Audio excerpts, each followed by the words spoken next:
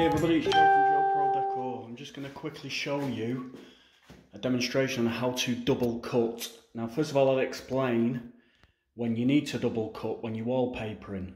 So if you look at this wall here, to finish off the wall, it's not going to be a full width piece.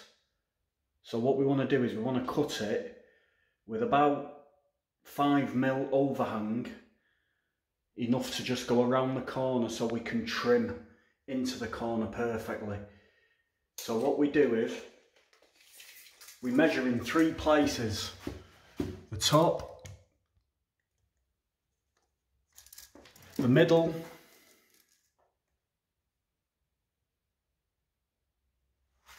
and the bottom. And what we do is we take note of the widest measurement, which is 13¼ inches. So what we do is we go back to the piece that we've already pasted and folded. Now this particular piece we want to work out which is the top and the bottom. Now if you look at my previous videos, it explains how to paste and fold the paper. This is really important. So I know that where the top of this paper is.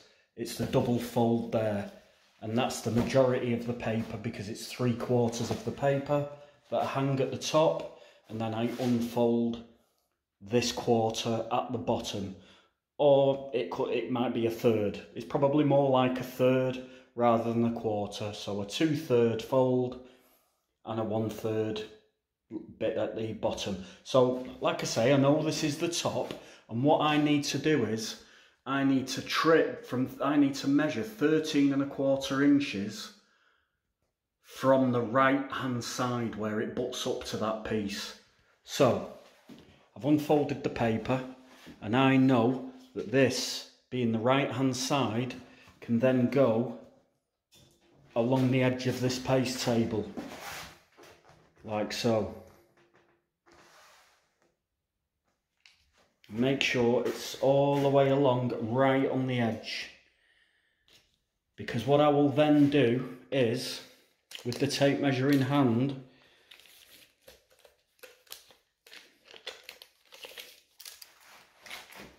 I will go along, get it on 13 inches,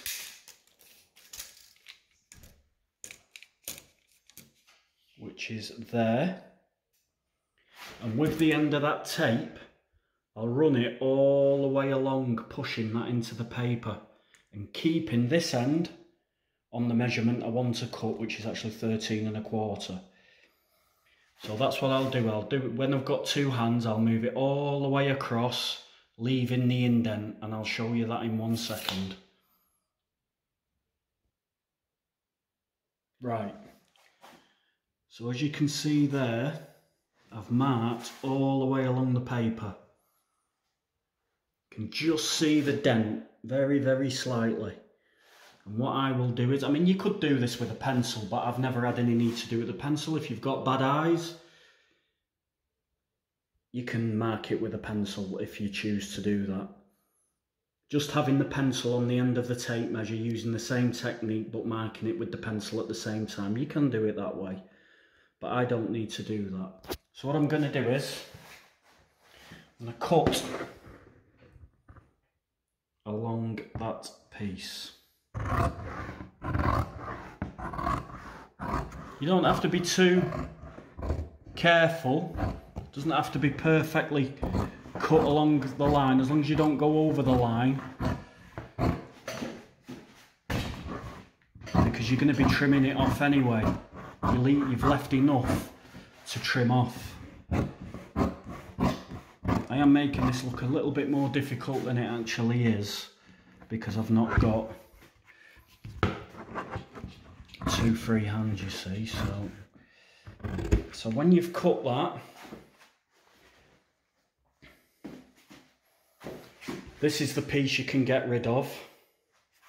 So fold that up, because that is the straight edge that hasn't been cut that butts up against this bit here. What this does is this just minimises it, because what you don't want to do is you don't want to have the full piece wrapped around here, putting paste, excess paste on that wall. We want to minimise the amount of paste that goes on this wall, which is why we're only going to be going round by about 5mm-ish. And then we can cut the perfect line. Right, so the paper's on and smoothed out. And as you can see, instead of going all the way around and getting paste on that wall, we've just left a bit of an overhang ready for trimming, as you can see. So I'll go ahead and trim that now. Right, so there we have it.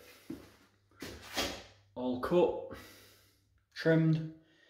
Now, just a little tip.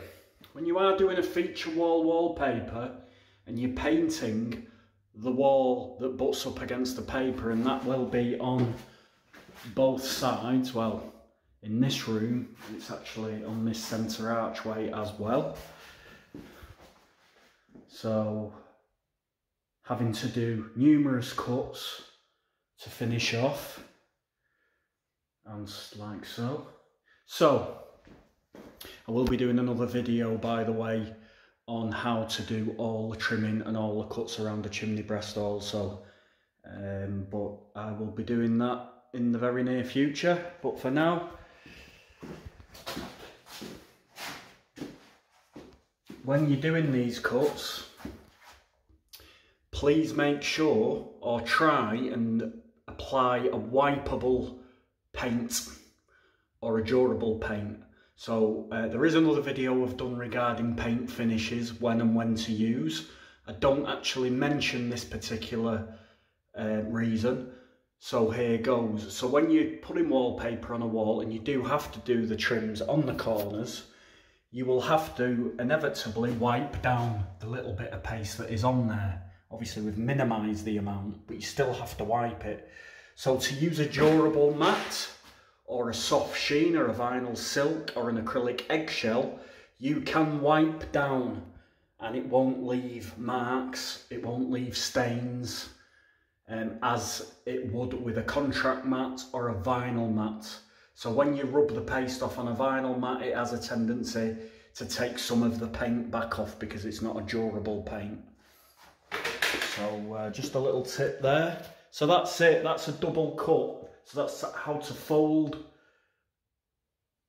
double cut, I should say, a folded piece of paper to the measurement that you need it, with leaving a slight overlap. So I hope that helps. Any questions, please fire away. Please like the video if this has been useful, and subscribe if you haven't already subscribed, because there's loads more videos to come.